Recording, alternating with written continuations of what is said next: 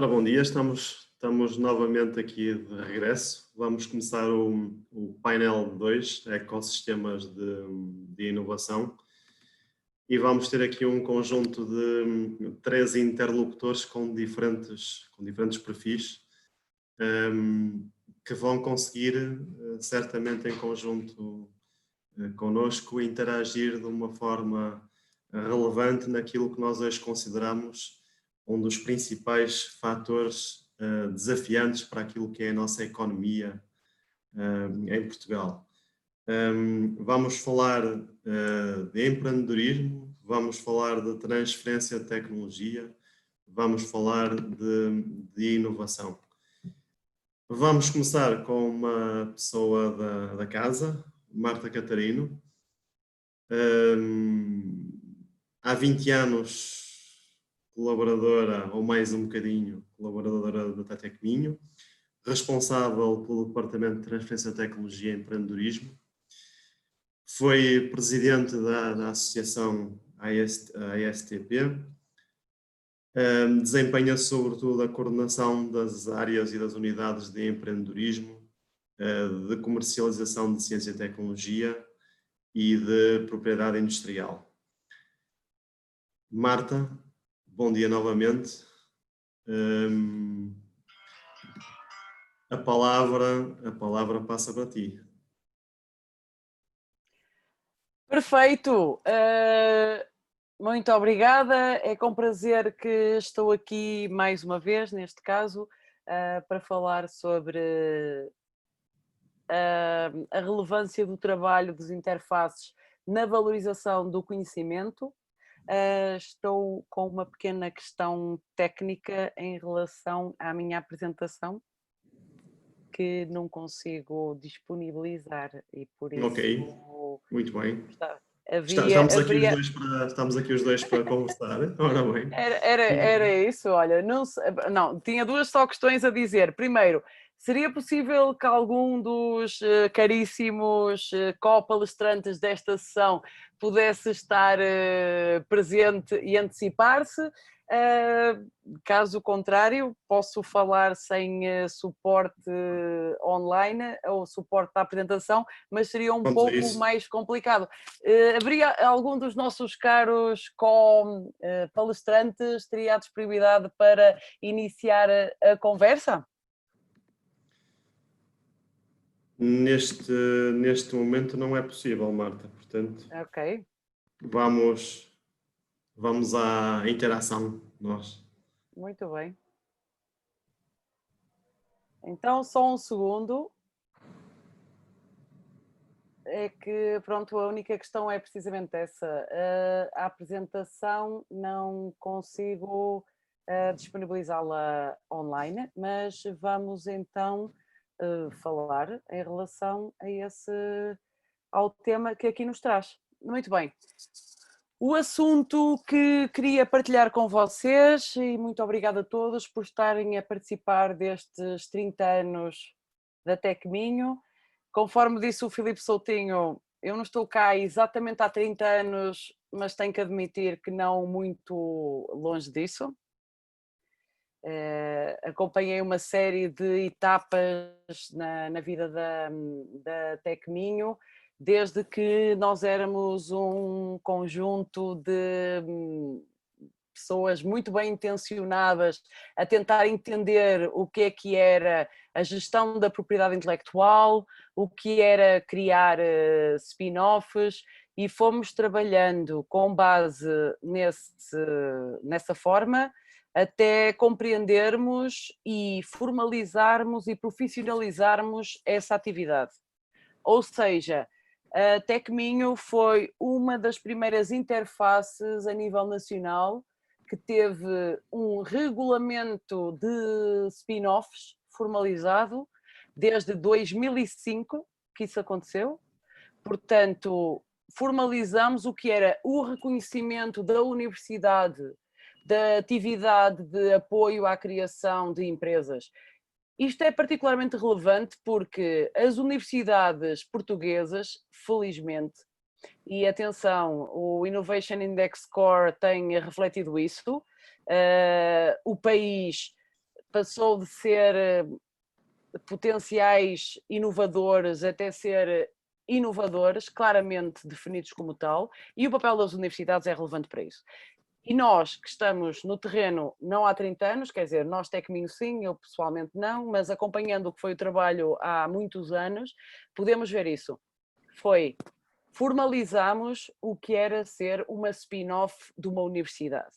Portanto, a universidade reconhecer que não se trata unicamente do trabalho de pessoas com grande potencial, naturalmente, ligadas à universidade, que criaram as suas próprias empresas, mas ser reconhecido o contributo da universidade, quer a nível de recursos humanos, quer a nível de recursos técnicos, quer a nível de gestão de propriedade intelectual. E a Tecminho foi uma das primeiras interfaces que, apoiando a universidade, permitiu clarificar o que era ser uma empresa spin-off de uma universidade. E um grande trabalho foi feito a esse nível e continuamos a colher os frutos disso. Ainda recentemente, apesar destes momentos que vivemos de pandemia, ainda recentemente tivemos 3 novas empresas spin-off da Universidade do Minho. Outra área em que, enquanto interface, a Tecminho foi instrumental para o trabalho que é feito na Universidade do Minho foi também na gestão da propriedade industrial. Ou seja, o trabalho que é feito pelos investigadores tem naturalmente o seu percurso e nós, Tecminho, trabalhamos numa universidade, como tantas outras, que tem a grande vantagem que é ter investigadores que são extraordinariamente proativos. Ou seja, a Tecminho nunca pretende em forma nenhuma ser como se diz, o bottleneck do trabalho de valorização do conhecimento. Nós sentimos-nos honrados pela oportunidade que nos é dada de acompanhar investigadores que pretendem transferir os seus resultados para o mercado. E é esse o trabalho que faz uma interface. Houve, mais uma vez, a necessidade de formalizar um pouco esse trabalho. Já falei da parte das spin-offs, do empreendedorismo, mas também na gestão da propriedade intelectual. Portanto, nós apoiamos os investigadores a entender o potencial que pode ou não ter de ser protegido esse resultado e de que forma é que essa proteção é um valor acrescentado. Ainda há pouco tempo tivemos connosco o Peter Mogiorosi a falar sobre exploração de resultados de projetos e um pouco a visão que ele tem é a mesma que nós temos, que é olhar para os resultados de investigação da nossa universidade e tentar entender há ou não potencial de proteção dos mesmos e essa proteção traz ou não vantagens adicionais. É esse o trabalho que se pretende ter. Eu tinha... Marta, desculpa, vão surgindo aqui um conjunto de questões e eu vou já aproveitar para lançar uma delas. Aqui a colocar uma questão que é de alguma forma relevante e eu acho que nós sentimos isso na Tecminho, que é quando falamos de spin-offs e nós que trabalhamos muito com os promotores dessas spin-offs, a colocar a questão aqui de que muitas das vezes as pessoas que são promotoras de spin-offs, e estamos muitas vezes a falar de investigadores mais júniores, da dificuldade de maturidade que eles podem ter e, portanto, de conseguir transformar a spin-off num negócio. E, portanto, de conseguir estar no mercado, estar presente no mercado, e realmente serem uma empresa, não é? Passarem daquele estágio de spin-off para uma empresa. Que dificuldades é que normalmente se encontra e que desafios é que podem ter as pessoas mais jovens quando criam spin-offs? E até que números é que podemos ter da mortandade de spin-offs que existe, que às vezes nós não gostamos de referir, mas que é relevante perceber. Muito bem. Filipe e caríssimos todos que nos estão a ouvir, essa questão é muito relevante. E então, o que é que acontece? Os níveis de mortalidade das nossas empresas, atenção, das empresas que são formalmente acompanhadas, que era um pouco aquilo que eu queria dizer, A Universidade do Minho considera como spin-offs empresas que são formalmente acompanhadas, que têm uma propriedade intelectual que é transferida a essas empresas, que têm ou incubação, ou coaching, ou mentorização, mas o acompanhamento que se traduzirá em valor acrescentado. E o que é que acontece com essas empresas? Nós temos uma reduzidíssima taxa de mortalidade. Portanto, neste momento penso que temos 48 empresas spin-off, em que no total de empresas spin-off da Universidade do Minho tivemos cerca de 5 empresas que cessaram atividade, o que são números muito reduzidos. Mas em vez de nos congratularmos, como tu sabes, Filipe, com a excelência desse resultado, que aliás fica bem em folhas de Excel e naquilo que nos pedem, na prática a dificuldade que nós temos, e era isso que eu também queria partilhar aqui um pouco, também com quem nos está a ouvir e que é mais das áreas de aceleração, de financiamento, a nossa grande dificuldade é o scale-up dessas empresas. Portanto, o conseguir-se manter empresas que têm que ser sempre intensivas em conhecimento, portanto, baseiam-se em resultados de investigação, em ideias que são diferenciadoras, em algo que diferencia-se claramente do que está no mercado, e é aí o papel da Tecminho de acompanhar esses projetos, porque não se trata simplesmente de empregabilidade, que também é relevante, atenção, mas não é só empregabilidade, condições de criação do próprio emprego, focamos particularmente na vertente de intensivas em conhecimento e diferenciadoras. E os projetos que acompanhamos têm umas taxas de mortalidade muito reduzidas. Agora, o que sentimos é que estamos ainda aquém na vertente de scale-up. Portanto, de passar a ser uma empresa que dá condições de sustentabilidade para os seus 3, 4, estamos a falar de números claros e típicos dos projetos que acompanhamos. 3 ou 4 projetos de empreendedorismo e, portanto, 3 ou 4 pessoas que estão ativas para darmos o salto para questões de empregabilidade e de escala. Temos essa questão. A escalabilidade é uma das questões que mais se nos coloca. Temos uma excelente resiliência, reduzida mortalidade, como o termo que tu disseste e que é exatamente esse. Agora, temos alguma dificuldade em conseguir realmente ter projetos escaláveis de uma natureza como aquilo que se fala. Não tem que ser um unicórnio, mas uma gazela, um projeto que dá emprego a 100, 150 pessoas. Temos alguma dificuldade nisso. E então, isso traz-nos também para a questão, e interrompe-me a qualquer momento, Filipe, traz-nos para a questão que nós estamos aqui a falar, que é de ecossistemas de inovação.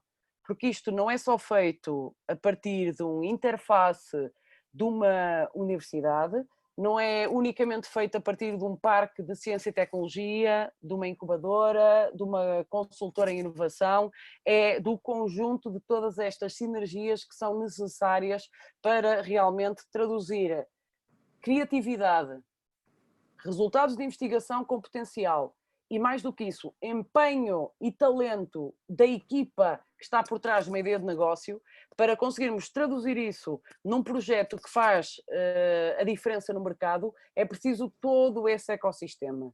Um ecossistema que é a academia, a indústria, os facilitadores, o financiamento, a capacitação, todo esse trabalho, e é por isso que o tema que nos traz cá é essa questão, que é... Eu por acaso ia referir um ponto que também tem sido, quando estávamos aqui a preparar a entrada do segundo painel, que estávamos todos a conversar sobre aquilo que nós hoje em dia falamos, o Triple Helix, portanto, de envolver os centros do conhecimento, as empresas e aquilo que são as entidades reguladoras, as autarquias, os municípios, as entidades governamentais, que cada vez têm um papel mais relevante naquilo que é o processo, não só de criação de empresas, mas como tu estavas a referir, de aceleração. E, portanto, ter estes 3 grupos, estes vetores, não é, de entidades distintas, com competências e capacidades distintas, nós sentimos que cada vez é mais relevante. Exatamente. Porque não estamos a falar, e é uma questão que nos é muito cara, quem é profissional nesta área, e mais uma vez a Tecminho não é um centro de investigação, não é um interface tecnológico no sentido de ter laboratórios que dão resposta a problemas que as empresas colocam. Nós somos uma interface que tenta traduzir a investigação de toda a Universidade do Minho em algo que é passível de ser incorporado pela indústria e pela sociedade. E temos um pouco também essa questão que é o que é que nós podemos fazer perante diferentes projetos e as diferentes áreas que os preocupam. Um foco essencial da nossa atividade, como naturalmente tu sabes, é procurar que haja o maior benefício possível da investigação que é feita. Portanto, o trabalho que fazemos é focado nisso. Mas, ao mesmo tempo, a investigação e a translação dessa investigação para esses resultados no terreno não é algo que ocorre que não seja especificamente no determinado espaço. É aquela questão que se fala que é ambição global, mas crescimento local, porque tem que haver um espaço específico onde as empresas vão estar sediadas, onde o acompanhamento é feito e, portanto, naturalmente, e acho que isso transparece no trabalho que a Tecminho procura fazer. Só que esta pequena nota que é, focando unicamente nas boas práticas internacionais, para nós, Tecminho, acompanharmos a Universidade a fazer um acordo de licença do resultado de investigação com uma multinacional, com extraordinários royalties, condições fantásticas financeiras para a transferência do conhecimento dessa forma, não se esgota aí o que é a nossa missão. O nosso objetivo é promover também o desenvolvimento regional, local, a criação de emprego, a criação de empresas que possam vir a servir de casos de sucesso que motivem outras e, portanto, essa vertente, como tu estavas a colocar, Filipe, que é o trabalho junto com municípios, com parques de ciência e tecnologia, queremos precisamente promover que o crescimento destes projetos seja focado na nossa região, traga emprego na nossa região, valor na nossa região e dessa região para o mundo, com potencial internacional de expansão, mas que seja sediada com o acompanhamento e a cultura local que só é possível dentro de uma região específica, no nosso caso, aqui na região do norte de Portugal e em particular do Minho. Portanto, claramente o trabalho que se pretende fazer é esse. E atenção, não tendo eu aqui os dados, conforme falei, por motivação, ou melhor, problemas próprios da minha incapacidade tecnológica, posso dizer que a nível dos gabinetes de transferência de tecnologia a nível europeu, que os números são 57% dos projetos que trouxeram retorno financeiro acima de 1 milhão de euros, 57% desses projetos estão localizados num raio de 15 quilómetros da universidade onde eles tiveram a sua origem. E por isso, trabalhar-se no terreno, com essa proximidade física, é essencial para ter um ecossistema que se pretende global, mas cujo crescimento é sustentável com base no acompanhamento direto no terreno de interfaces que possam fazer o networking, aceder a financiamento, capacitação, tudo isso. Portanto, mais uma vez, ambição global, mas o acompanhamento é feito claramente no terreno. Outra pergunta relevante que e porque nós encontramos esse paradigma muitas das vezes e que eu, pela tua experiência, gostava que falasses um pouco sobre isso, que é demonstrar aquilo que é e evidenciar aquilo que é a diferença de uma interface como a Tecminho, portanto, que não tem uma atividade tecnológica, comparativamente com outros interfaces que temos em Portugal, que são vocacionados para a vertente tecnológica, com um conjunto de laboratórios de investigadores que nós na prática não trabalhamos dessa forma direta, não é? E eu acho que é importante percebermos qual é que é a diferença entre estes tipos de interfaces, que papéis é que se posicionam, de que forma é que eles se complementam e que tipo de atividade acabam por proporcionar a quem realmente tem um interesse em trabalhar com eles. E, portanto, é importante percebermos estas diferenças entre estes tipos de interfaces. Muito bem. Pronto, do meu entendimento e também da experiência que tu já mencionaste de ter estado na presidência da Associação Europeia de Gabinete de Valorização do Conhecimento, nós temos um entendimento um pouco diferente do que é uma interface. Ou seja, a Tecminho faz 30 anos enquanto interface da Universidade do Minho. Atualmente a interface é vista sendo, atenção, a Agência de Inovação, a Agência Nacional de Inovação tem feito um excelente trabalho, não só a nível do programa de interfaces, mas também a nível do mapeamento do gabinete de valorização do conhecimento, e era um pouco essa a diferença. O trabalho da Tecminho não é de resolução de problemas da indústria, se bem que também o faz. Ou seja, a maior parte dos interfaces estão muito focados em determinadas áreas de mercado, áreas tecnológicas, e uma grande parte das suas atividades são focadas precisamente em problem solving.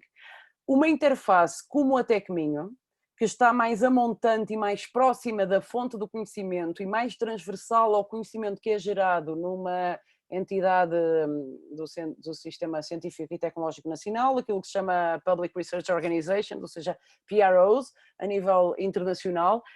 Os gabinetes de valorização do conhecimento são esses, ou seja, não são ou seja, tudo isso mais uma vez, estamos a falar de um ecossistema, mas as universidades a nível europeu e internacional têm, à semelhança da Tecminho, um gabinete que o que procura fazer é traduzir resultados de investigação muito próximo, portanto, do lado da investigação, mas também, naturalmente, olhando para a sua exploração, olhando para as necessidades do mercado, mas o que procura fazer é valorizar a propriedade intelectual, criar estruturas, mecanismos e oportunidades de empreendedorismo junto da universidade.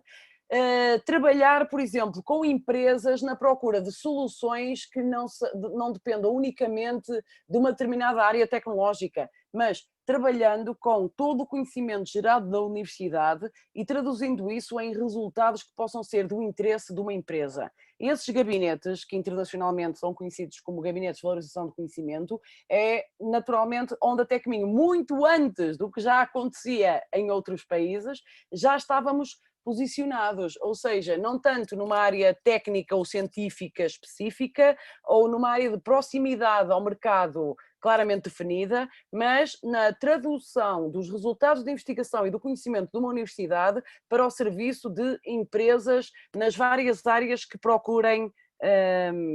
lhes procurem interessar. Dito isto, nós naturalmente colaboramos com os interfaces um pouco mais específicos da Universidade do Minho, em áreas como a valorização de resíduos, em áreas como a transformação digital, em áreas como as áreas de têxteis, da mecânica, etc. O trabalho de uma entidade como a Tecminho é tentar servir de one-stop shop para fazer a articulação com todas essas áreas, sem estar focadas numa área de conhecimento específica. Portanto, não é a natureza do nosso trabalho termos laboratórios, mais uma vez, para fazer problem solving para empresas, nesse caso, interagimos com os laboratórios da universidade, é uma tentativa de um lado, da universidade, traduzir os resultados de investigação da forma que sejam mais interessantes, mais apelativos, com maior valor acrescentado para o mercado, e do lado do mercado tentar encontrar junto à universidade um conjunto de competências que possam dar resposta a esses interesses. E, portanto, Mas uma questão que temos aqui, Marta, vou só para adiantar, porque nestas dezenas, centenas de participantes que já temos neste momento, vão surgindo aqui algumas questões e vou lançar aqui uma questão muito específica que está aqui, que diz o seguinte: no Brasil existe resistência do investimento privado nas universidades. Portanto, presumo que se fala aqui da relação das universidades com as empresas, e coloca aqui uma questão que é: qual é que é o peso do investimento privado em Portugal, presumo eu, para o desenvolvimento das spin-offs, ou seja, de que forma é que o investimento privado se relaciona com as spin-offs? Muito bem. Neste momento, efetivamente, o investimento público ainda é significativo. Portanto, o financiamento, vamos pensar numa spin-off típica, a maior parte do financiamento que ela obtém é de projetos de investigação financiados publicamente, é de vales de empreendedorismo, vales de inovação, financiamento local, regional, etc., que é privado, que é público. Depois, o que essencialmente acontece é, a partir do momento em que há tração, em que é demonstrada a capacidade de validação dos conceitos necessários para que o investidor possa ultrapassar o risco, porque o nosso trabalho como Gabinete de Valorização do Conhecimento é essencialmente isso, é reduzir o risco. O risco existe sempre, nós procuramos é reduzir esse risco. Então, o que se tem verificado é o investimento early stage é sempre público.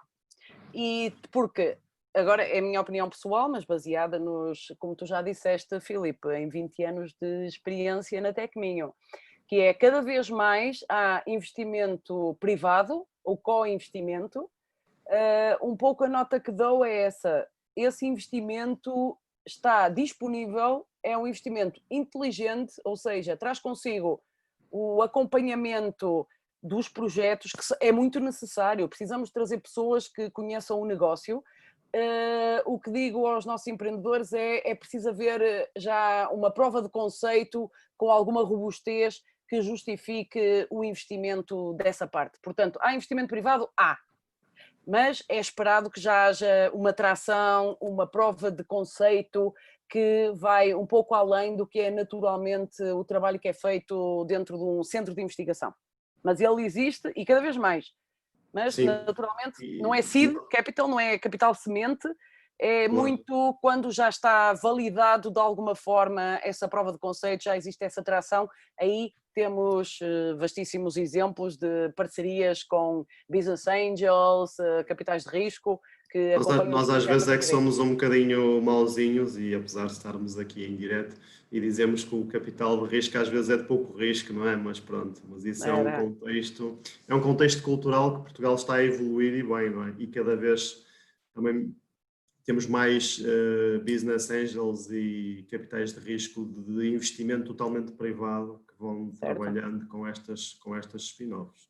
Vou avançar para outra questão, Marta, que está aqui a surgir e que já falámos um pouco sobre ela, que nos diz o seguinte: tendo em mente a questão do objetivo global e do envolvimento local, portanto, entre as universidades, empresas e autarquias, voltamos aqui a falar do Triple Helix, de que forma se pode criar um compromisso sério entre todos os envolvidos, sem que esta rede de colaboração se torne frágil e se venha a ser quebrada antes do fim do projeto? Muito bem, eu aí ia trazer, é uma pergunta muito relevante, mas também muito alargada, eu ia trazer a questão da Smart Specialization, ou seja, acho que numa parceria claramente condutora de valor acrescentado, enraizada numa região e com potencial global, acho que essa questão da Smart Specialization é essencial.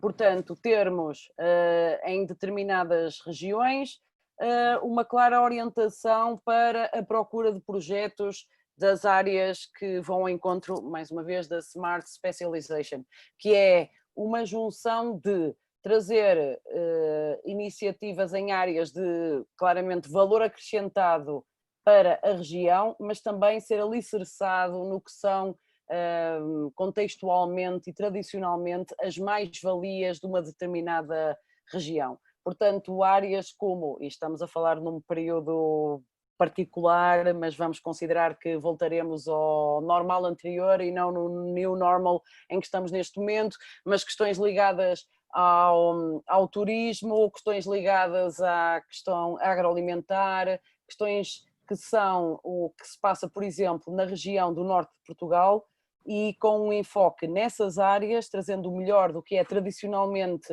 as valências da região e também trazendo o que são áreas como a biotecnologia, os novos materiais. Portanto, da junção disso, havendo uma estratégia local para essa área, havendo a orientação dos empreendedores, porque talento na região não falta, pessoas com ideias fantásticas, com a motivação, com o interesse, com o empenho, isso claramente estamos numa área que é particularmente rica nisso e, portanto, juntar estratégias de locais para orientação para essas áreas, baseado nas suas áreas críticas, mais o talento que existe e os interfaces como a Tecminho podem acompanhar, eu penso que seria isso que permitiria termos iniciativas sustentáveis e não unicamente casuísticas com base em financiamentos, digamos, espúrios. Portanto, uma orientação destas áreas, acho que conseguiríamos ter projetos com sustentabilidade local. Marta, 1 minuto para terminarmos, umas palavras finais no minuto, para basicamente nos enquadrarmos qual é o potencial que realmente nós, Tecminho, e as outras interfaces semelhantes à Tecminho temos para conseguir projetar aquilo que é o empreendedorismo, a capacidade empreendedora que leve à inovação, portanto, que faça seguir o caminho completo desde a geração de uma ideia à criação de um negócio e a vender no final, a ter inovação no mercado. Muito bem. Como o tema que nos traz cá, que é os ecossistemas, isto não se faz sozinho. Portanto, o papel das interfaces como a Tecminho é, eu diria, orientar e consolidar o que já são as valências que existem a nível regional e a nível nacional. O que é que eu quero dizer? A grande mais-valia que nós temos, e não tenho dúvida nenhuma a esse respeito, é o talento. Nós temos empreendedores, investigadores que estão motivados, empenhados para levar os seus resultados à criação de uma empresa, a um licenciamento, ou quer que seja, mas a algo que venha a traduzir-se num real impacto no mercado. Existe esse talento. E, portanto, o papel dos interfaces é essencialmente congregar toda a rede de contactos, ou seja, o financiamento, os mentores, ou seja, quem já tem experiência na área, os parques de ciência e tecnologia ou incubadoras que podem propor espaço, as entidades que promovem ligações com o exterior, portanto, para a internacionalização e o offshoring, seja uma FLAD, seja qualquer entidade que seja, que promova a internacionalização de projetos, e o nosso papel é tentar fazer a ligação dessa grande vontade e talento com as oportunidades e por isso criar essa rede. Nós não temos, conforme falámos, nós não temos laboratórios, não desenvolvemos soluções, o que fazemos é juntar talento com redes de contacto, com capacidade de dar resposta, com vários interesses e, com tudo isto, permitirmos a um empreendedor, a um investigador que quer levar o seu resultado mais à frente, nós damos-lhe os mecanismos e as ferramentas que lhes permitam vir a ter sucesso. E é esse o nosso trabalho e acho que é isso que nos compete fazer. Muito obrigado, Marta. Bem, apenas para dizer, a minha apresentação vai ser enviada à posteriori. Isso vai ser disponibilizada. Exatamente. E já fizemos a contextualização dela e o resumo dela. Perfeito. De certeza. Obrigado, Marta. Obrigada, até Filipe. Já falamos.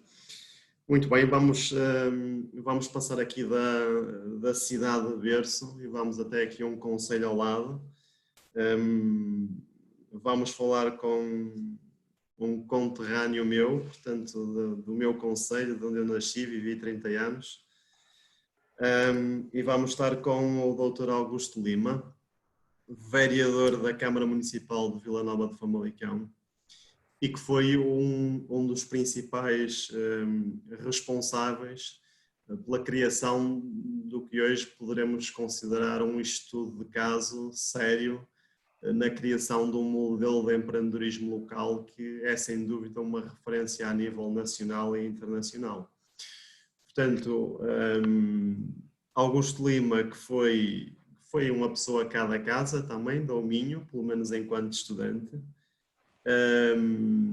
é vereador da Câmara Municipal de Famalicão, foi o coordenador do projeto Famalicão Made in entre 2014 e 2017 e é desde outubro de 2017 vereador da Câmara Municipal de Famalicão com os pelouros da economia, do empreendedorismo e da inovação, da internacionalização e do turismo e do desenvolvimento territorial integrado. E, portanto, lanço aqui o desafio principal para o Augusto, que é, tendo em conta o tema que nós definimos para esta partilha, que foi o modelo de empreendedorismo local, falta aqui entre parênteses de sucesso, falar-nos como é que foi possível realmente em Famalicão, com um interlocutor público, uma entidade da administração local pública, criar aqui um modelo de empreendedorismo de sucesso. Augusto, bom dia, seja bem-vindo. Bom dia, não sei se me estão a ouvir bem. Sim, perfeitamente. Ok, muito bom dia, muito obrigado pelo convite. Gostaria antes de mais também saudar a Tecminho pelos 30 anos, na pessoa do Filipe Soutinho, portanto o nosso conterrâneo. Por isso, muito obrigado pelo convite, é com todo o gosto que aqui estamos para falar de Famalicão e neste caso em concreto do modelo de empreendedorismo local e da iniciativa Famalicão Made in. Eu julgo, e para responder ao desafio colocado pelo Filipe Soutinho, julgo que também faz sentido enquadrar aqui um pouco e começar por aí, enquadrar o Concelho de Famalicão. Porque o Concelho de Famalicão já é um concelho predominantemente empreendedor, portanto, desde a sua gênese, não podemos esquecer que temos empresas já com uma longa história e que tínhamos, portanto, já, neste caso, empresários, mas que na altura foram empreendedores. E, portanto, Famalicão já tem essa gênese, já tem muito essa característica e por isso eu diria que é e dizemos muitas vezes, aliás, que é um concelho que tem a matéria-prima necessária para, no fundo, fazer despoltar aqui todo este ecossistema. E nessa base gostaria, portanto, de caracterizar muito sumariamente aquilo que é o concelho em termos económicos, empresariais e industriais. Não podemos esquecer que Famalicão, até aos dados agora, pré-Covid, porque as questões do pós-Covid podem mudar alguma situação do que eu vou referir agora, mas não podemos esquecer que Famalicão é o terceiro, o concelho exportador do país, portanto, e o primeiro a norte. Assente muito numa lógica industrial, portanto é um concelho bastante industrial. Quando hoje se fala muito na questão da reindustrialização, Famalicão nunca deixou de ser e, portanto, sempre apostou muito na questão da industrialização. Assente, é verdade, em 4 setores principais, desde logo o têxtil e vestuário, portanto, daí nós autocaracterizarmos como Famalicão cidade têxtil, dado que temos aqui um historial no que diz respeito a esta indústria e depois temos cá, como é sabido, o próprio CITEF, que é o Centro Tecnológico da Indústria Têxtil, o Museu da Indústria Têxtil do Val do Ave, a Associação do Têxtil de Portugal, portanto temos aqui todas estas infraestruturas e as empresas que no fundo predominam neste setor e estamos aqui num raio de 30 a 40 km onde toda a fileira cá está e portanto diríamos que somos o epicentro deste setor, com muito orgulho continuamos a ser, apesar de muitas dificuldades que este setor vive ao longo dos anos. Mas para além do setor têxtil, temos também o setor agroalimentar, nomeadamente ao nível da transformação das carnes. É aí que nós somos mais fortes, apesar de também termos a maior empresa de bolachas a nível nacional, que também é uma empresa do agroalimentar, mas no próprio agroalimentar o subsetor mais forte é a questão da transformação das carnes. Daí que também estamos a lançar neste momento, já está criado, o TecMeet, portanto um centro de competências precisamente para o agroalimentar setor das carnes, que está a ser criado neste momento e que esperemos daqui a um ano e meio possa estar em velocidade cruzeiro também prestando os serviços às empresas, no fundo também queremos que este TechMeet funcione.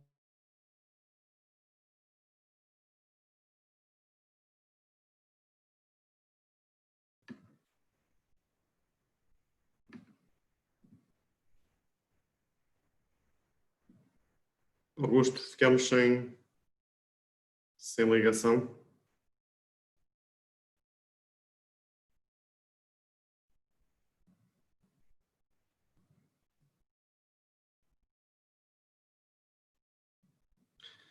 Vamos aguardar só um minuto para retomarmos a ligação com o Dr. Augusto Lima.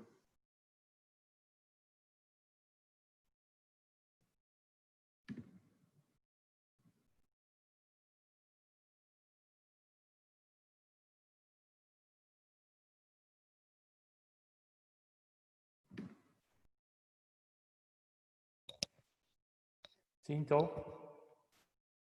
Estou. Sim, Augusto, sim. Agora, Já retomamos. Já retomamos. Teve uma quebra aí de 30 segundos. Pois, não sei, mas já me estão a ouvir novamente. Já estamos perfeitamente a ouvir. Não Está sei, perfeito. não sei sinceramente onde é que... Vou voltar 30 segundos atrás, faz favor. Não sei exatamente onde estava. Estávamos a falar da criação portanto, da tech das carnes. Das carnes, exatamente, pronto. Estava eu a dizer, portanto, aquilo que se espera é que o TechMeet funcione como o CITEF funcionou para a área têxtil, ou para o setor têxtil, no fundo funcione para o setor das carnes também o TechMeet. Mas para além destes dois setores, a Famalicão ainda tem aqui mais dois muito importantes, que têm a ver com a metalomecânica, que é provavelmente o setor que mais está a crescer no Conselho neste momento, e a questão da fileira automóvel. Portanto, a fileira automóvel também é um outro setor que Famalicão tem, não tem indústria automóvel, mas tem várias indústrias a trabalhar para o setor automóvel, desde também têxtil, desde polímeros, desde a própria mecânica, e portanto também é outro setor com bastante predominância. Julgo que me continuam a ouvir, certo?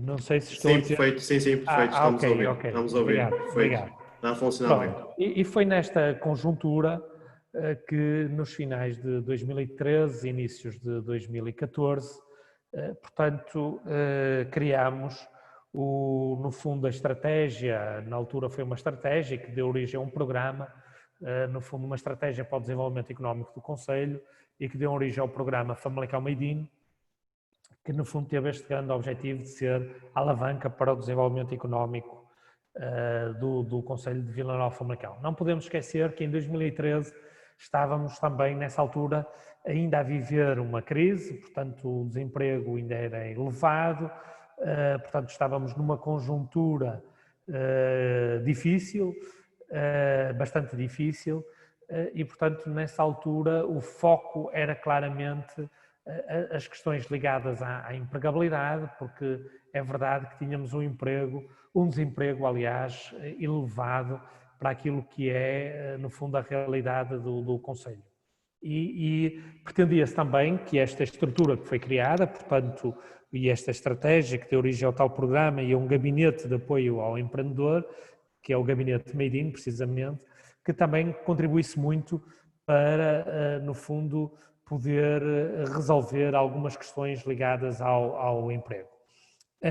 E é verdade que esta situação acabou por funcionar, portanto nós criamos esta estrutura, que é uma estrutura municipal, portanto é um gabinete da Câmara Municipal e portanto com as suas limitações e vantagens de estar ligado a uma Câmara Municipal, mas que foi capaz de criar também um ecossistema empreendedor, e já que hoje o tema é mesmo esse, a questão dos ecossistemas, e é verdade que nós, para além de termos criado um gabinete a dar resposta efetiva a quem nos procura, portanto de uma forma muito individualizada, personalizada, e dar resposta individual àquilo que são as necessidades de cada um, sejam empreendedores, empresários ou investidores, a verdade é que conseguimos também criar à volta um ecossistema muito importante e de uma relação muito fácil e, portanto, eu julgo que foi aqui uma das nossas maiores valias, digamos assim. Foi esta plataforma que foi criada, a criação de pontes com todas estas entidades do sistema científico-tecnológico, desde logo os centros tecnológicos, as próprias universidades, as escolas secundárias, as escolas profissionais, as próprias associações empresariais e setoriais, a própria banca, a questão dos business angels, que também criámos aqui uma ponte. Portanto, toda esta relação foi, no fundo, dinamizada através de um sistema formal que criámos, a rede Famalicão Empreende, que depois está dividida em subgrupos, mas para além desta relação formal, institucional, a verdade é que criámos aqui sinergias e, portanto, que nos fizeram, de facto, fazer uma relação muito próxima com cada uma destas entidades. Devo dizer também que um dos aspectos muito importantes a ter em conta é a questão da ligação ao ensino profissional. Nós, como somos, e conforme referi, um conselho eminentemente industrial, desde muito cedo criámos uma ligação às escolas profissionais e às escolas secundárias para que pudessem dar uma resposta efetiva àquilo que são as necessidades das nossas empresas e das nossas indústrias. Daí que podemos dizer que no nosso caso, em Famalicão, mais de metade dos nossos jovens estão a frequentar um ensino profissional. Portanto, costumamos dizer que é de facto um excelente indicador e que nos diz bem daquilo que é esta ligação forte que tentamos fazer entre as escolas e depois as empresas. Portanto, também há aqui uma ligação muito clara à questão da educação e à questão da formação, porque, sem dúvida alguma, uma das dificuldades das nossas empresas diz respeito sempre à questão da qualificação e à questão dos recursos humanos e, portanto, tentamos que isso seja um fator a ter em conta, um fator crítico de sucesso a ter em conta, nomeadamente ao nível da atração de investimento, portanto, que é um dos fatores que pode diferenciar determinado território em detrimento de outro, tem necessariamente a ver com a qualificação dos seus recursos humanos. Portanto, é algo também que para nós é muito importante. Mas retomando aqui a questão ligada ao gabinete Made in, porque no fundo é essa a razão de ser desta exposição, há aqui também mais 2 ou 3 aspectos que eu queria pormenorizar, digamos assim. Por um lado, portanto, nós sempre tivemos muito em conta, e julgo que na intervenção anterior isso também foi referido, mas julgo que é um aspecto muito importante, que foi, no fundo, promover aquilo que de bom se faz, neste caso em concreto, em Famalicão. Desde o início, reparem, portanto, mesmo em finais de 2013, início de 2014, nós éramos inundados quase todos os dias com notícias muito negativas daquilo que estava a acontecer, quer ao nível do desemprego, quer ao nível de falências, insolvências. E nós, nessa altura, começámos a destacar os projetos meritórios de Famalicão, aqueles projetos que no fundo, traziam e trazem valor acrescentado, que se diferenciavam, projetos que muitas vezes as pessoas, quer a comunidade famalicense e à nossa volta, não conheciam, que eram projetos feitos de Famalicão para a região, para o país e para o mundo. E, portanto, começámos a dar voz a esses projetos, a dar muito a conhecer aquilo que era feito em Famalicão. Portanto, foi uma das nossas valências e julgo que o próprio Famalicão Made in começou a ganhar alguma expressão e alguma predominância a partir desta função em concreto, que foi, sem dúvida alguma, promover aquilo que de bom se fazia e faz em Famalicão. Depois, uma outra função foi, de facto, criar a tal ligação, a tal resposta, desde aquelas pessoas que nos chegavam e que, no fundo, pretendiam desenvolver determinada área de negócio e, portanto, todo o apoio que é dado para que o negócio pudesse, no fundo, se desenvolver. E aqui, mais uma vez, a questão do atendimento personalizado, fazer a ligação, lá está, aos parceiros, A questão, por exemplo, dos concursos de ideias, a questão da aceleração de empresas, que também, por exemplo, temos uma parceria com a Tecminho na questão do programa Elevador, que é um programa de aceleração de empresas. Os 2 polos de incubação, aqui também devo realçar o nosso polo de incubação, nomeadamente o polo da Riopel, que é um polo industrial, portanto, numa das grandes empresas de Famalicão, neste caso têxtil, mas que teve um papel fundamental. Nós criámos o polo de incubação em 2015, mas que teve aqui um papel fundamental. A Riopel foi aqui um parceiro excelente, porque criámos uma parceria de sucesso, não há a mínima dúvida, entre uma entidade privada, uma empresa privada, que é a Riopel, e uma entidade pública, uma Câmara Municipal. Portanto, não foi criada aqui nenhuma entidade, foi criado assim um protocolo de entendimento que ainda hoje funciona muito bem entre a Riopel e a Câmara Municipal de Famalicão, onde a Riopel, no fundo, cedia todas as condições em termos de infraestruturas e a Câmara Municipal dinamizava e dinamiza a parte desde a seleção dos projetos até à própria dinâmica da incubadora. E, aliás, aqui também fazer um parênteses, porque é nesta lógica que a vertente do empreendedorismo dentro do Gabinete Made in foi esta a lógica que nós sempre pretendemos, que foi, no fundo, acrescentar valor à indústria já existente do concelho. E, portanto, não fomos aqui à procura de setores que não eram predominantes no concelho, e alguns deles até tecnológicos. Não, fomos à procura de projetos que, no fundo, viessem a acrescentar valor aos próprios setores do concelho. Portanto, foi essa uma das lógicas também que sempre criamos na vertente do empreendedorismo, foi procurar e desenvolver e apoiar e desenvolver projetos que viessem de alguma forma a criar o valor, seja na perspectiva de concepção e desenvolvimento de produtos, seja depois na perspectiva de, no fundo, comercialização dos próprios produtos. Portanto, eu diria que também foi aqui um aspecto importante a ter em conta. E isto tudo fez com que, no fundo, vou só aqui apresentar alguns números, mas que são apenas identificativos daquilo que é a nossa atividade. Portanto, nós, em termos de número de processos, até ao final de 2019, nós tínhamos acompanhado 1.903 processos, portanto, quase a chegar aos 2.000 processos de acompanhamento. Ajudámos e apoiámos a criar 134 empresas, representando cerca de 1.500 postos de trabalho, com volume de investimento a rondar os 200 milhões de euros. Portanto, são estes os números mais significativos daquilo que é esta atividade do Gabinete de Apoio Empreendedor do Famalicão Made in. É verdade que muito mais havia a dizer, julgo que dei aqui uma perspectiva geral daquilo que foi esta estratégia de desenvolvimento económico do Conselho e que deu origem depois, conforme disse, ao Gabinete de Famalicão Made in e todas estas valências que eu referi.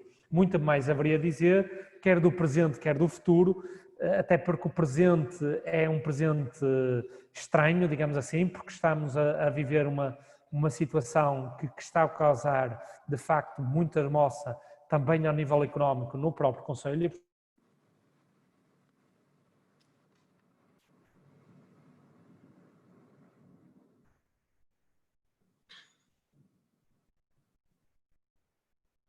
Augusto, perdemos a ligação novamente. Vamos tentar retomar o mais rápido possível.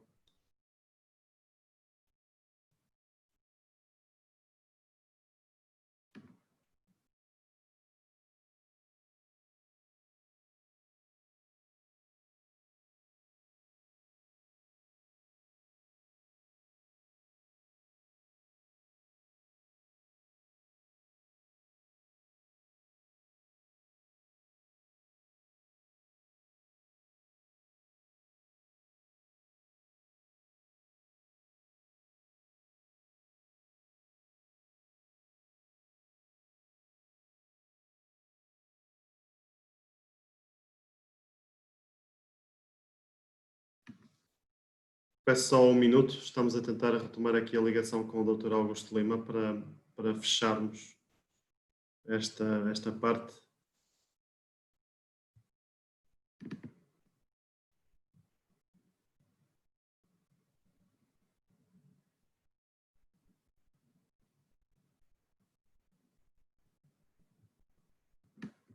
Augusto? Sim, já estou cá outra vez. É isso. Por acaso estava a tocar num ponto que era uma das questões que tínhamos aqui para colocar e que estavam aqui a colocar e que eu ia aproveitar o enquadramento, já que estava a falar sobre que é o município em si, o que é que sentiu ao nível do Covid, com esta pandemia que tivemos e que temos ainda atualmente, que impacto é que foi sentido naquilo que é o contexto empresarial do Concelho de Famalicão? Está a ter um impacto grande, nós é uma realidade que não podemos escamotear, portanto está a ter um impacto grande, nomeadamente ao nível do desemprego. Portanto, nós, só para terem uma ideia, em fevereiro de 2020 tínhamos cerca de 3.500 desempregados, portanto um número que representava 3,5% de taxa de desemprego, portanto bem abaixo da média nacional, e portanto que era o desemprego já dito estrutural, mas o que é certo é que neste momento, portanto dados de finais de maio, ainda não temos os dados de junho que devem estar mesmo a sair, mas finais de maio já tínhamos cerca de 5.100 desempregados, portanto já 1.600 mais pessoas no desemprego e portanto a este nível teve um impacto significativo e, portanto, é algo que nos preocupa e que temos que estar bastante focados para resolver esta situação. É verdade que nos últimos dias e semanas há sinais de alguma estabilidade e alguma estagnação, porque não há dúvidas que o desemprego subiu durante os meses de março e abril. Foi aí que o desemprego subiu predominantemente. Mas também surgiram novas oportunidades de negócio. É verdade que surgiram novas oportunidades de negócio, nomeadamente a questão dos EPIs, não é? Portanto, Famalicão agarrou muito bem a questão dos EPIs e tivemos cerca de 70 empresas que se reconverteram e que trabalharam nesta questão dos equipamentos de proteção individual, nomeadamente as máscaras, mas não só. Portanto, foi a questão das máscaras, que é verdade que tivemos muitas empresas a trabalhar a questão das máscaras, mas a questão das viseiras, a questão das batas, portanto, foi dos óculos até, dos desinfetantes, várias empresas a trabalhar todos estes equipamentos e que, conforme disse, foram cerca de 70, é um número significativo no Concelho, e que algumas delas tiveram bastante sucesso e que foram capazes de ultrapassar as dificuldades que tiveram. Muitas delas, por exemplo, não foram até para a situação de layoff, fruto desta situação. Aliás, devo dizer que no Concelho de Famalicão a indústria não parou, de alguma forma não parou. A indústria continuou e portanto, é um sinal também da resiliência dos nossos empresários, dos nossos trabalhadores, porque felizmente isso aconteceu. Agora, não há dúvidas que também temos o outro lado e não há dúvidas que temos aqui uma situação que neste momento é uma situação que nos preocupa, nomeadamente a questão do desemprego. É verdade que não tivemos conhecimento de falências, nem de insolvências de empresas, pelo menos até o momento, mas, conforme disse, o desemprego aumentou bastante. E o layoff, portanto, porque, como sabemos, o layoff foi um antecâmara para que as empresas não despedissem os seus trabalhadores e de alguma forma funcionou e funcionou bem, mas, por exemplo, também tínhamos em finais de maio cerca de 15.000 trabalhadores em layoff. Portanto, é um número também muito significativo de trabalhadores que estavam em layoff, representando cerca de 1.500 empresas e, portanto, veremos o que é que vai acontecer agora a seguir às férias, porque eu diria que até agora às férias, portanto, entre as férias, o próprio layoff, veremos o que é que vai acontecer, porque algumas empresas poderão ainda continuar no novo layoff, julgo que já em menor número, e também vamos ver como é que reage o mercado. Como sabemos, o mercado está a reagir de uma forma lenta, portanto, o consumo está a reagir de uma forma lenta e isso tem consequências, obviamente, nas nossas empresas. E se nós somos um concelho muito exportador, conforme referi, portanto, se os nossos clientes, os nossos principais clientes exportadores estão a passar também elas dificuldades, desde logo o mercado europeu, portanto, que é o nosso principal cliente, os alemães, os franceses, os espanhóis, os próprios ingleses e os Estados Unidos. Portanto, todos eles também foram muito afetados por esta questão do Covid. Portanto, nós tivemos muita dificuldade em exportar e, portanto, as nossas exportações também caíram drasticamente durante este período. Veremos agora como é que podemos fazer esta recuperação económica. Dando aqui resposta a outra das questões que está aqui a ser colocada, o Made in, em média, anualmente dá suporte e apoio em diferentes etapas e em diferentes vertentes a quantas empresas e empreendedores? Eu diria que, em média, devemos andar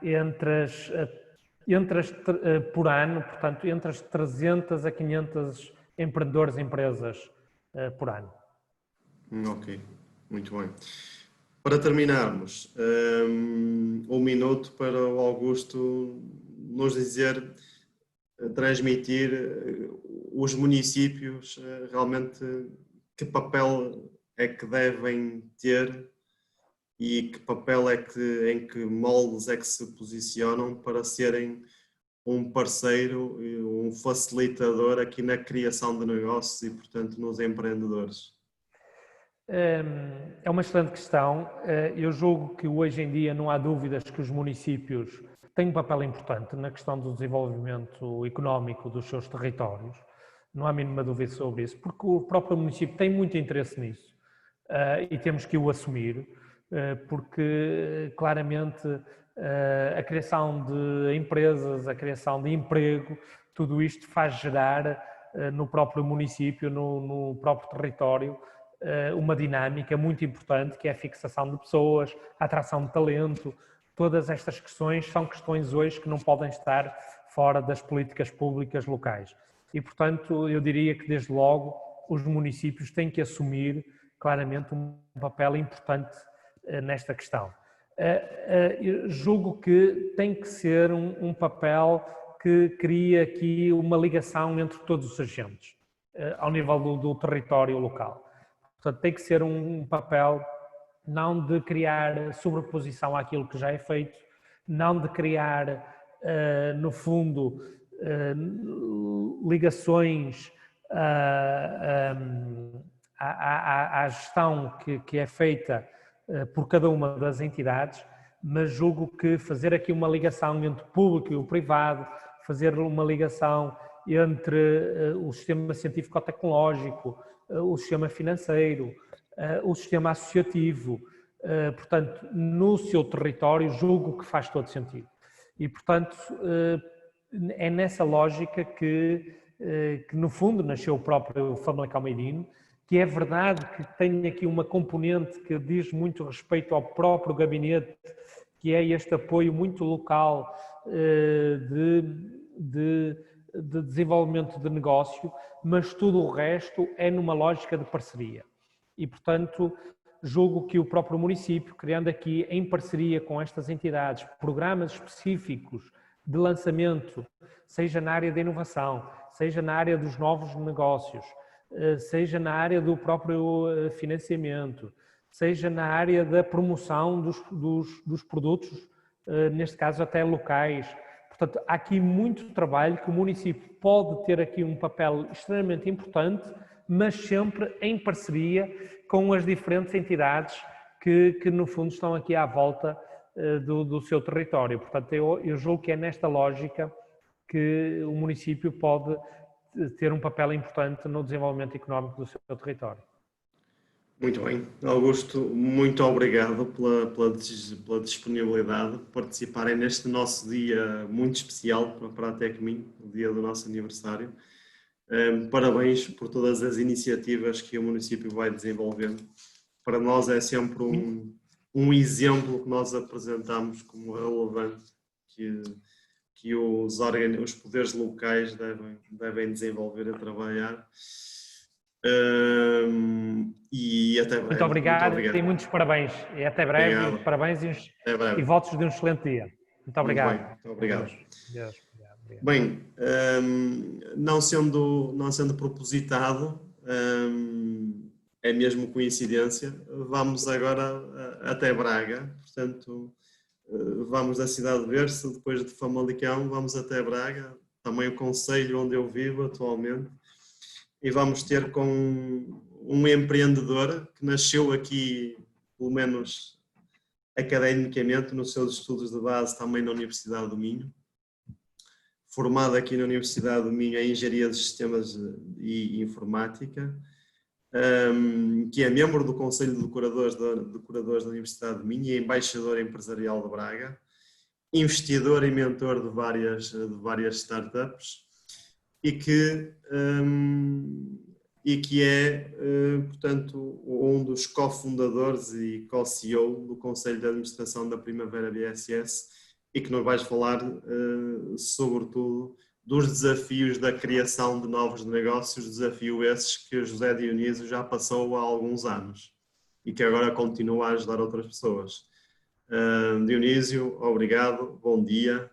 Bom dia. E vamos falar um bocadinho sobre estes desafios da criação de novos negócios. Muito bem. Bom dia, Filipe Soutinho, e bom dia também à Marta Catarina e ao Augusto Lima, colegas aqui deste painel. Muitos parabéns pelos 30 anos do Tecminho. Acho que ainda me recordo da sua criação, que não é propriamente um bom sinal também, quer dizer que já passaram muitos anos. Muito bem, olha, eu propunha-me, de acordo com o desafio que também me foi colocado, falar sobre o desafio da criação de novos negócios. Propunha-me fazer uma apresentação leve com conceitos muito básicos, mas que eu penso que podem ser úteis, quer para aqueles que empreenderam há pouco tempo, quer para aqueles que poderão estar a pensar em empreender e em alguns momentos também, talvez, também importantes para aqueles que já empreenderam há muito tempo, mas poderão estar pelo caminho a viver algum tipo de dificuldades. Muito bem, vamos a isso. Pronto, então eu começaria talvez aqui por definir um pouco e dizer o que é o tecido empresarial português. Isto são da fonte da InformaDB, isto é público, está nos sites deles, mas gostava de dar conta de que em Portugal se criam 40 mil novas empresas por ano, em média, nos últimos anos. E no último ano, penso que teremos chegado mesmo perto das 50 mil novas empresas. Apesar disto, neste último ano também se assinala um decrescimento do número de empresas. Mais ou menos 40% destas empresas morrem. E sabemos que 50% de facto não sobrevivem aos 5 anos. Há muitas empresas também que se criam sem um objetivo comercial em vista, são mais instrumentais por alguma razão, mas de facto em Portugal criam-se muitas empresas e também morrem muitas empresas, não é? Bom, dentro do setor da tecnologia, no último ano, de junho de 2019 a 2020, dizem eles que foram criadas cerca de 2.050 novas empresas, sendo que também já morreram, por encerramento ou estão em processo de insolvência, cerca de 830 empresas, o que é muito significativo também. E depois Portugal tem um tecido empresarial que é constituído por microempresas, em que 98% das empresas portuguesas têm menos de 10 trabalhadores. E eu diria que destas, 70% ou 80% têm mesmo menos de 5 trabalhadores. Por isso é este o tecido empresarial português.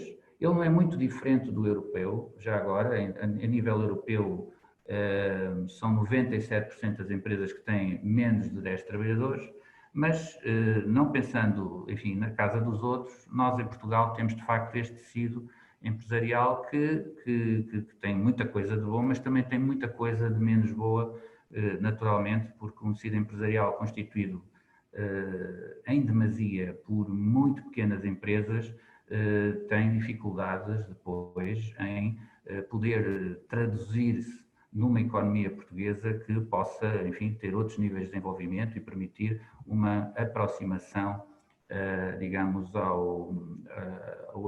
à economia europeia.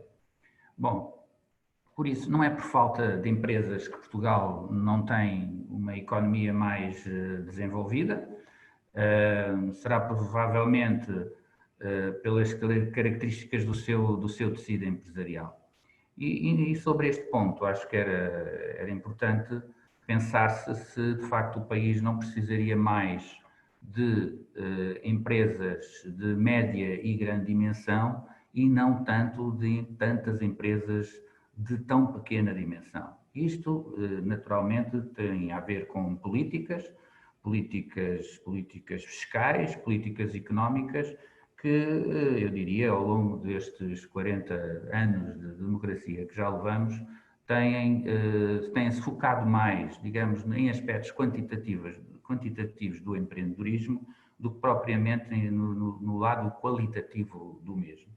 É verdade que nós já vivemos 4 ou 5 grandes crises, pelo menos desde 1990, e é verdade que também que é nos momentos de grande crise em que o flagelo do desemprego aparece que muita gente acaba por encontrar ou tentar encontrar uma solução profissional através da criação de uma sua empresa. E isso ajuda muito também a que haja esta quantidade de empresas que são criadas no nosso país. Bom, ao longo destes anos, as instituições que apoiam o empreendedorismo são extremamente importantes e têm-se mostrado muito importantes.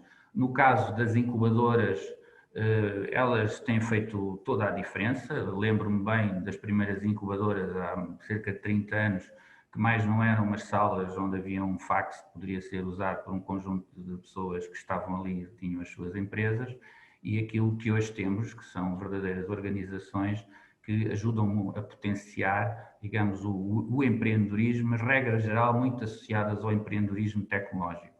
E eu queria lembrar que no país não existem só empresas de tecnologia, não existem só empresas de inovação, ok? É isso que está associado normalmente à tecnologia de uma startup, mas as startups são de facto todas as empresas novas. Agora, as startups depois acabam por ser aquelas que têm um elevado potencial de crescimento e aí associa-se muito ao setor das tecnologias. Pronto, por isso aqui não há a mínima dúvida de que nós temos feito um trabalho fantástico em todo o país, através das incubadoras que vão apoiando os novos empreendedores e vão-os ajudando, começando numa fase muito incipiente das suas vidas profissionais, digamos muitas vezes no pós-universidade, a gerirem e a encaminharem as suas empresas. Depois temos associações empresariais e comerciais que não têm aí tido um papel, tanto quanto eu sei, é verdade, não têm tido um papel, por isso, e que existem em todos os concelhos praticamente há ou uma delegação ou mesmo uma associação comercial ou empresarial. E eu penso que aí haveria espaço, efetivamente, para que estas organizações tivessem um papel mais relevante no momento da criação das empresas em Portugal. Nós não podemos ter empreendedores que começam projetos empresariais, e já vou explicar o que é um projeto empresarial, e que não tenham, digamos, qualquer obrigatoriedade de tirar uma espécie de carta de condução que poderia perfeitamente ser garantida por uma associação empresarial ou por uma associação comercial. Partir-se para o empreendedorismo, criando uma empresa na internet em alguns minutos ou segundos, com qualquer nome que está lá à disposição, sendo que a pessoa muitas vezes não sabe o que está a fazer ao criar aquele negócio, parece-me errado e desnecessariamente errado. Há outros países onde, de facto, as associações empresariais e comerciais têm um papel relevante e quem vai criar um negócio tem que passar minimamente por um processo de formação ou de certificação. Aliás, em jeito de graça, deixem-me lembrar que para tudo na nossa vida nós temos que certificar-nos, nós temos que nos certificar muitas vezes já depois de tirar os nossos cursos e as nossas formações. Como dizia alguém, um amigo meu em tempos, até para nos casar nós temos que ter 10 sessões com o padre para ele nos preparar para o casamento, mas para se criar uma empresa não há qualquer tipo de preparação. Eu chego, assino, eu creio que nem obrigatório será eu saber escrever e crio uma empresa e a partir daí eu, enfim, de alguma forma, eu fiz um filho para a vida do empreendedor. Bom, razões, no fundo, para a criação de uma empresa também, não é? Quem nos está a ouvir poderá tentar ver em qual destes pontos foi a origem da sua motivação ou será a origem da sua motivação para criar o seu próprio negócio. Bom, porque ninguém me dá trabalho, e como tal tenho que me fazer à vida e por isso não conseguindo trabalhar vou criar o meu próprio projeto, porque quero desenvolver algo que seja meu, porque quero ter a liberdade de trabalhar como bem entender. Essa é uma razão para ser empreendedor, porque não encontro quem me dê condições para, até na sua empresa, eu desenvolver o projeto em que acredito. Eu até não me importava de ser empreendedor numa empresa que não a minha, porque eu sou um empreendedor, mas era preciso que eu conseguisse fazer aquilo que gostaria de fazer na empresa de outro, ou porque acredito que amanhã vou fazer um exit e ganhar a minha independência financeira, e esta também parece ser uma motivação dos últimos anos, não é? Pronto, e por isso, enfim, muitas vezes herda-se também uma empresa, são as empresas familiares, em que eu acabo por ser empreendedor porque já me vem da família um determinado negócio. Bom, um outro tópico que eu gostaria aqui de juntar neste momento é aquilo que será um conceito de sucesso. Também acho que é importante que o empreendedor tenha com ele uma definição de sucesso, que é que ele considera, afinal, que é sucesso.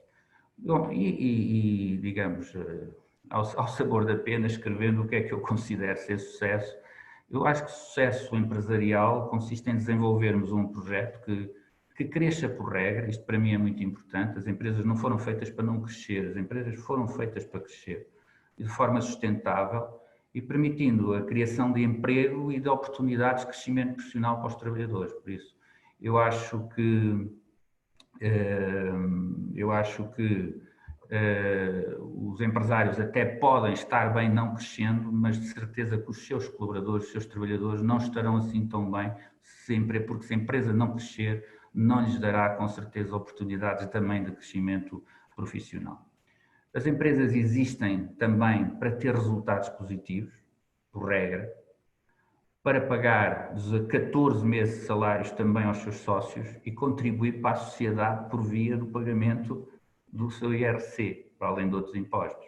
E por isso sucesso, no mínimo, tem que garantir isto. E nós sabemos que na vida das empresas já há muitos empresários que não chegam a atingir estas condições, desde logo de remuneração, e muitas vezes são eles os empreendedores que estão e garantem em primeiro, digamos, a cobertura dos salários dos seus colaboradores, ficando eles próprios empresários sem poderem ter para si estas condições mínimas financeiras. E é preciso perceber que isto deve ser aceito durante algum tempo, mas não tem que ser aceito durante muito tempo. Por isso há um momento em que o empreendedor tem que fazer as contas à vida e perceber se quer efetivamente continuar ou não a ser empreendedor ou se deve ir empreender para uma outra empresa e também ter aí sucesso.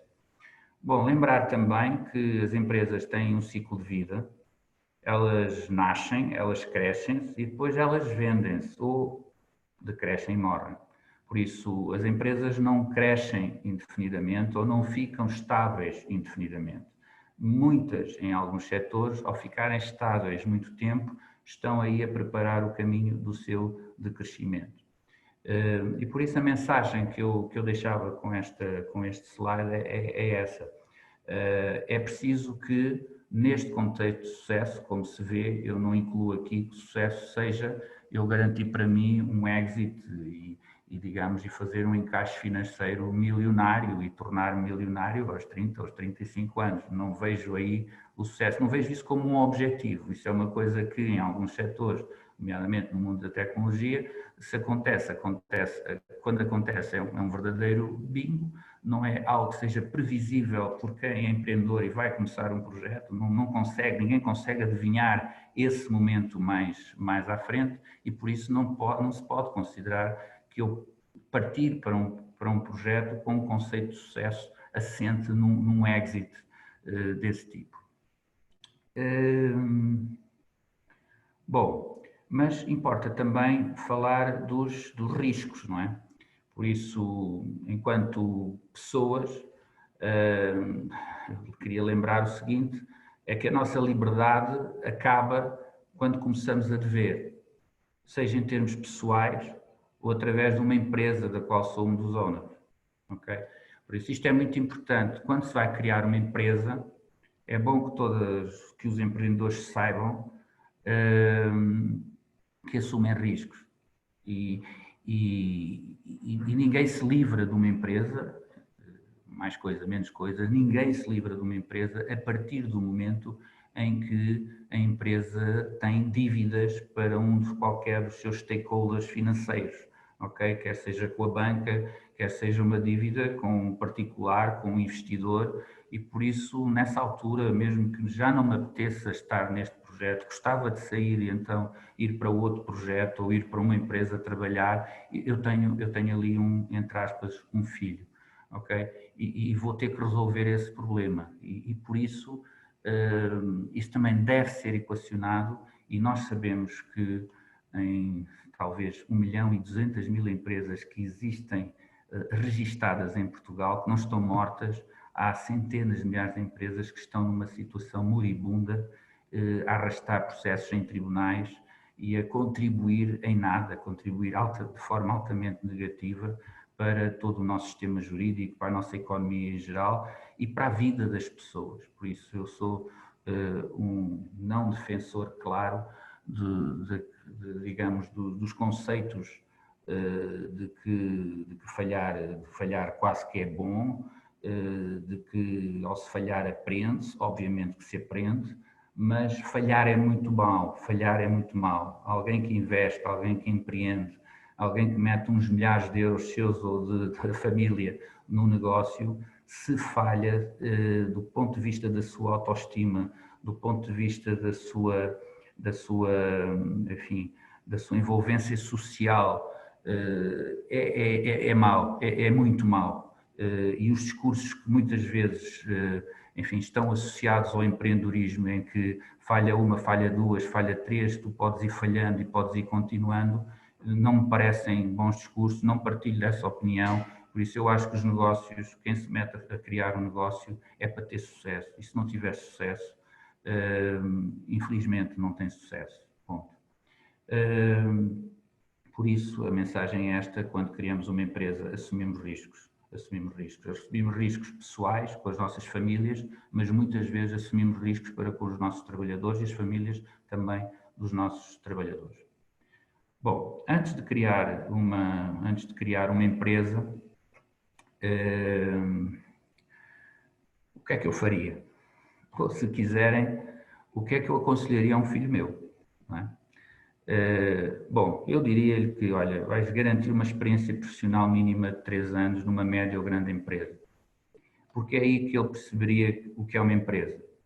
O que são os seus stakeholders, o que são os seus clientes, os seus fornecedores, o que é banca, o que é dever, o que é receber dinheiro, o que são os processos que decorrem dentro de uma empresa com dimensão, É aí que há uma escola, ok? Quais são as suas dinâmicas de trabalho. À saída, saberia acima de tudo aquilo que não deveria depois fazer na minha empresa, porque aquilo que está mal, aquilo que não se deve fazer, nós não aprendemos num qualquer curso. Se quisermos nos inscrever num curso para nos ensinar o que não se deve fazer, esse curso chama-se vida. E nesse caso não existe. Mesmo que eu queira pagar, não existe. Só existe coisas como é que eu devo fazer, mas depois a vida é que me diz o que é que eu não devo fazer. E se eu tiver essa escola na empresa de outro, já não vou cometer esses erros no meu próprio projeto. Durante esses anos também confirmaria se queria mesmo ser empresário por conta própria. Isto é muito importante, essa confirmação, para que o ser empresário não pode ser, digamos, um ato de, enfim, uma decisão rápida e de impulso, digamos assim. A probabilidade de sucesso de uma empresa criada por empreendedores com experiência prévia, eu não tenho esses números, mas tenho a certeza, é muito maior quando comparada com as que têm empreendedores sem essa experiência. Okay? Isto é muito importante e nós temos isto aqui na Primavera. Eu conheço vários casos na Primavera que pessoas saíram daqui com experiência, criaram as suas próprias empresas, algumas delas vivem ainda dentro do ecossistema Primavera, mas são empresas com sucesso, porque os 2 ou os 3 sócios começaram a trabalhar e a criá-la e hoje têm 20, 25, 30 pessoas a trabalhar nelas e estão a gerar emprego, estão a gerar riqueza. Com alguma experiência prévia também seria, para além de empreendedor, um empresário. A diferença é muito importante. Nós, quando criamos uma empresa, numa fase de empreendedorismo em que o sonho nos comanda, digamos assim, nós somos, acima de tudo, empreendedores.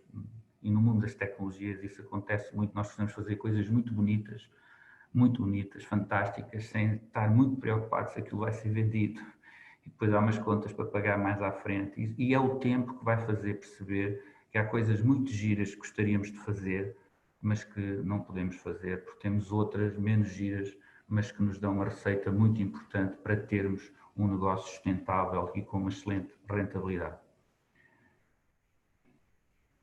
Bom, eu nunca criaria de facto uma empresa a pensar num exit, em pensar em um dia enriquecer de alguma forma e subitamente, não passaria isso pela cabeça.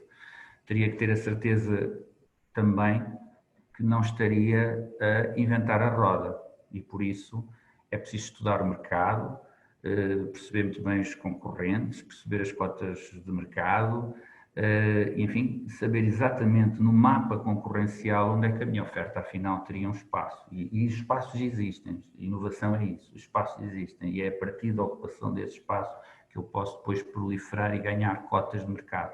Mas eu tenho que saber fazer esse mapa.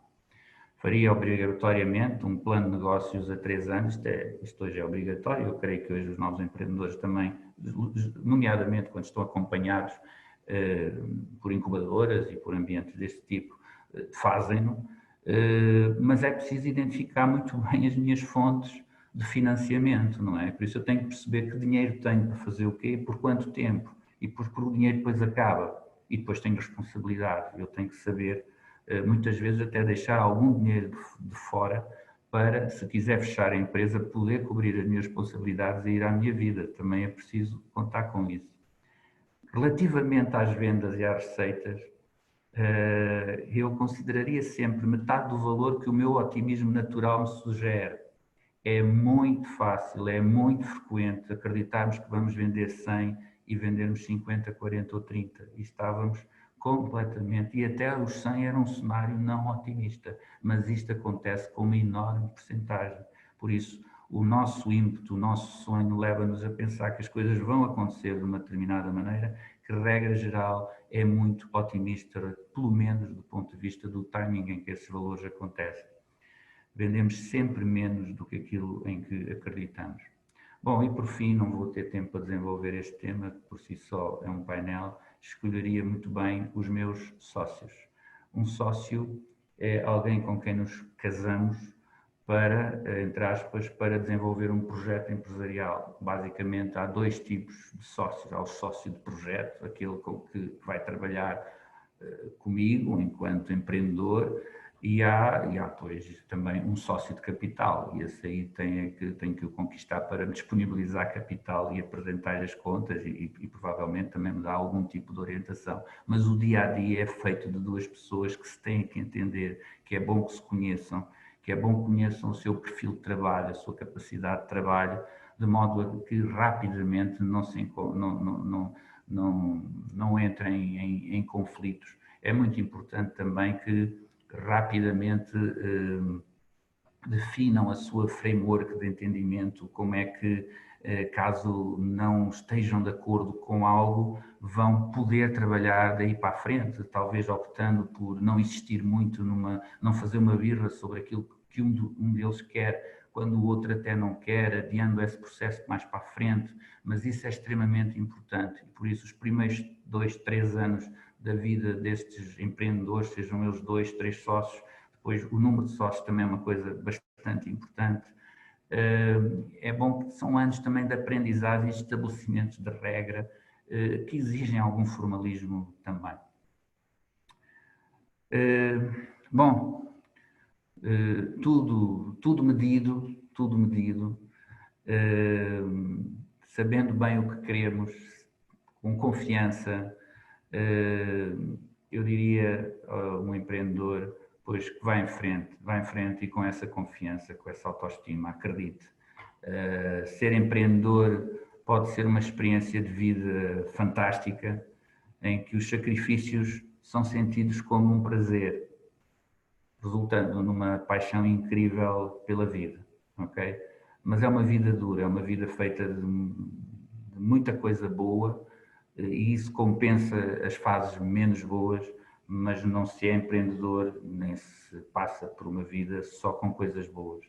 E por isso, àqueles que vão empreender e aos que estão a começar a empreender, eu terminava desejando-lhes boa sorte e terminava, digamos, aqui a minha apresentação. Muito obrigado.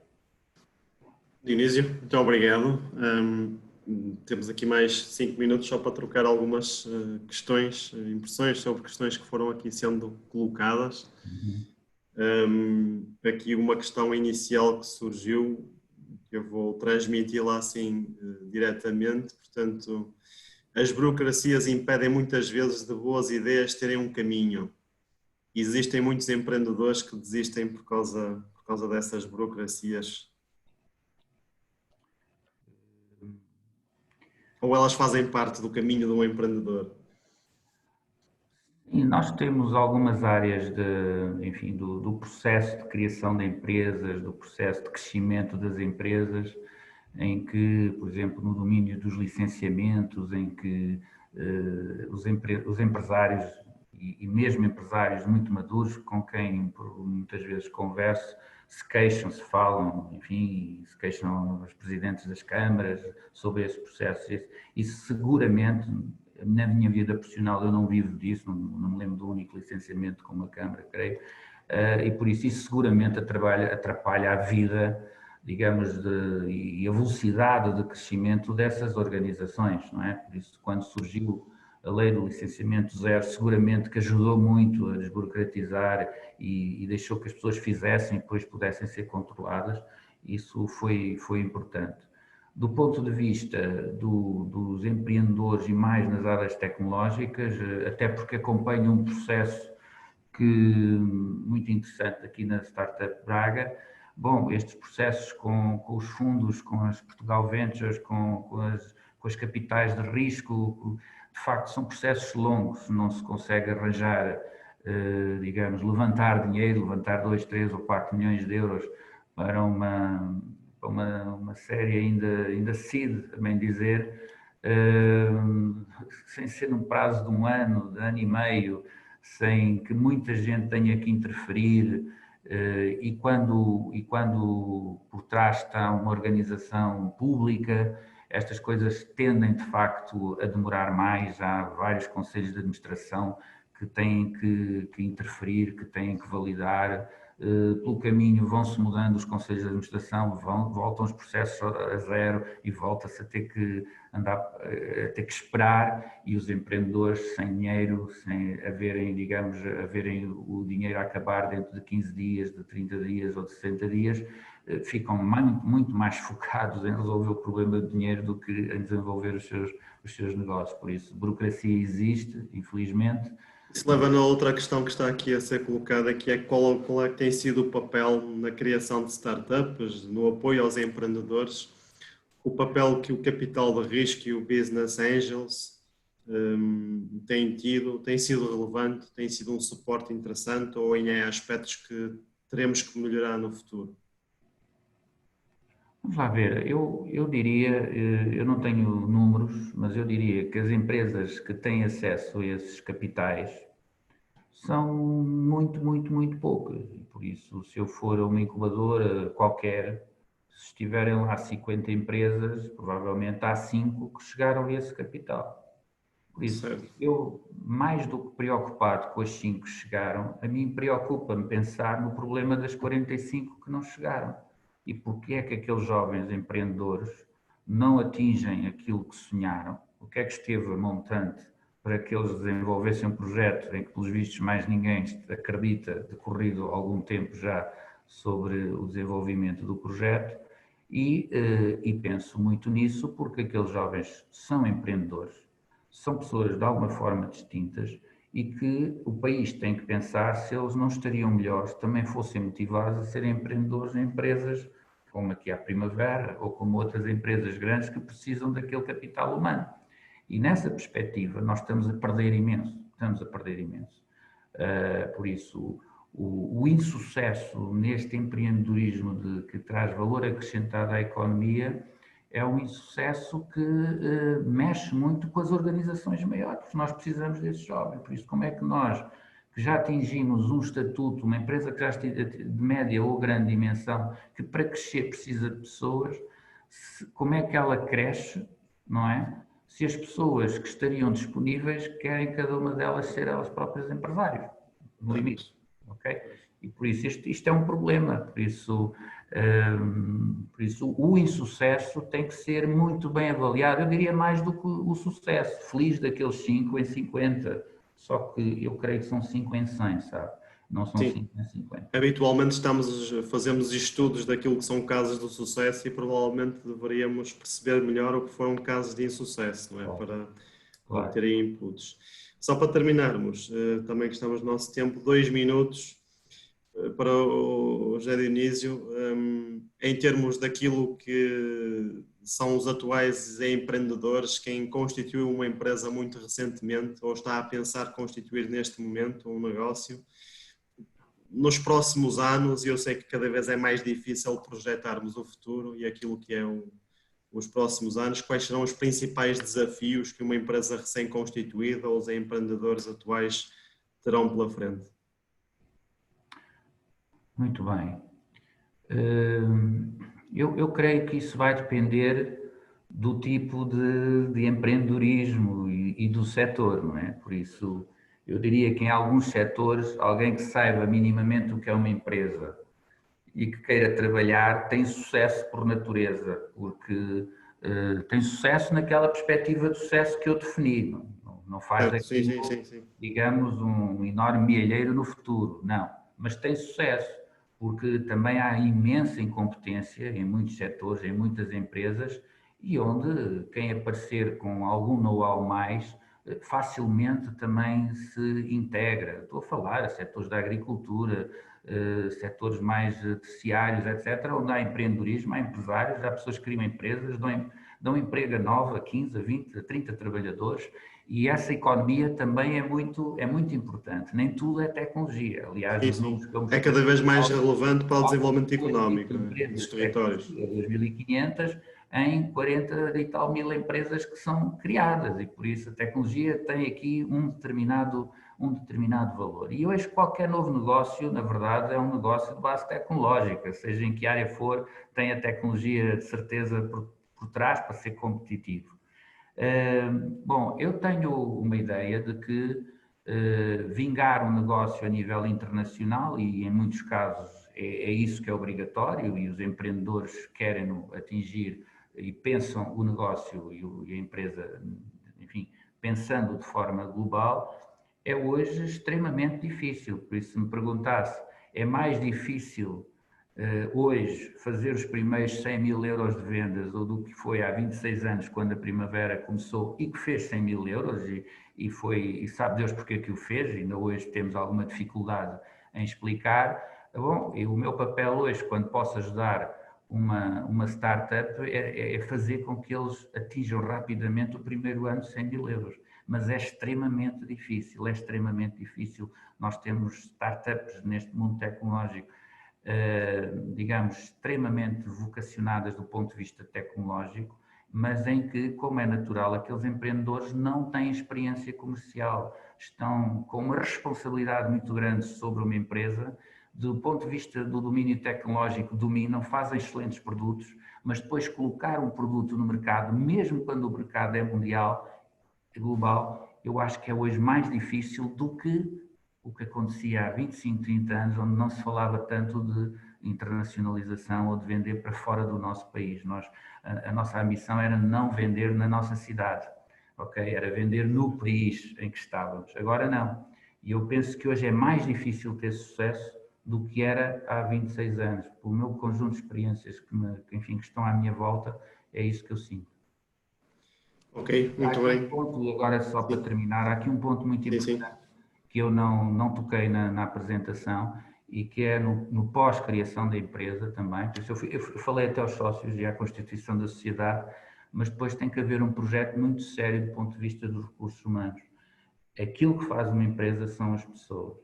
E a forma como se vão gerir recursos humanos, a transparência com que se faz, os métodos, as práticas, se queremos ou não apostar numa empresa que vai ser de excelência, a noção clara de que um produto de excelência exige pessoas de excelência para o fazer, um produto mediano é feito por pessoas medianas e o mau produto é feito por maus profissionais, isso existe, isso é um facto, seja, eu diria, em que setor for. E o empreendedor tem que perceber isto, tem que definir o que quer atingir e tem que saber gerir recursos humanos como nunca teve que. E também por isso, aquela experiência prévia profissional de 3 anos a 5 anos numa outra empresa em que ele próprio foi gerido por alguém, é uma escola absolutamente necessária para ele depois ter mais facilidade de atingir os seus objetivos já enquanto empreendedor. Ok, muito bem. José Dionísio, muito obrigado pela sua presença, pelas suas partilhas daquilo que é a sua experiência, a sua vivência empresarial. E até breve, vamos falando, estamos em contacto. Muito obrigado. Bem, o resto um bom dia e parabéns novamente. Obrigado. Bem, nós vamos fazer uma pausa para almoço. Agradeço a todos os intervenientes deste segundo painel, Ecossistemas de Inovação, à Marta Catarino, ao Augusto Lima e ao José Dionísio, novamente. Muito obrigado também a todos que estiveram aqui a assistir e que continuam a assistir. Da parte da tarde voltamos pelas 14 horas, onde vamos realmente falar um dos aspectos que ainda agora foi referido, que é as pessoas que fazem as organizações e que cada vez são mais relevantes e, portanto, o futuro do trabalho e o trabalho do futuro, que é uma temática cada vez mais importante e se torna cada vez mais relevante naquilo que é o desenvolvimento de negócios, naquilo que é a criação, a sua externalização e o desenvolvimento de negócios com potencial de mercado. E, portanto, pelas 14 horas estamos de volta. Obrigado e até já.